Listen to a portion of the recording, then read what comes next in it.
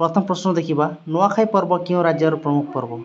Option A Bihar, option B Odisha, option C Chhattisgarh, option D Madhya Pradesh. यार सठिक उत्तर होची ओडिशा। द्वितीय नंबर प्रश्न देखा नुआखाई प्रधानतः क्यों अंचल पालन कराए। Option A Cuttack, option B Puri, option C Kendrapara, option D Paschim Odisha.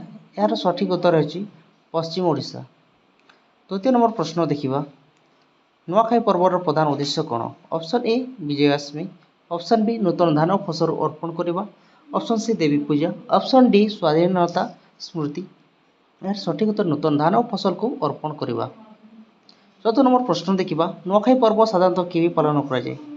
Option A जनवरी, option B April, option C August रु सेप्टेम्बर, ऑप्शन डी मई। यार सठिक उत्तर होची अगस्ट रु सेप्टेम्बर मध्य। पंचम नंबर प्रश्न देखा नुआखाई पर्वर प्रधान पात्र कि।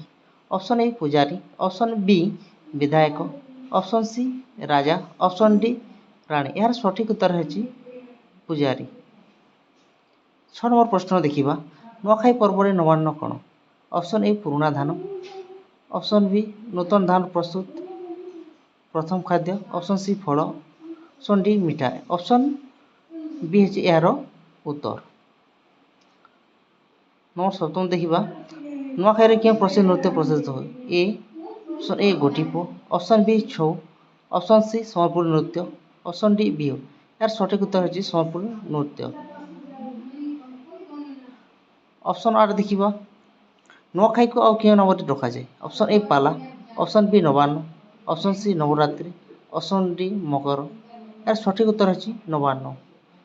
9 नंबर प्रश्न देखा नुआखाई पर्व जुआर अर्थ कौन।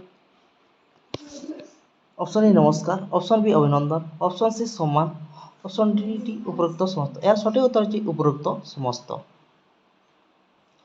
10 नंबर प्रश्न देखा नुआखाई पर्व प्रधानतः क्यों समाज परंपरा।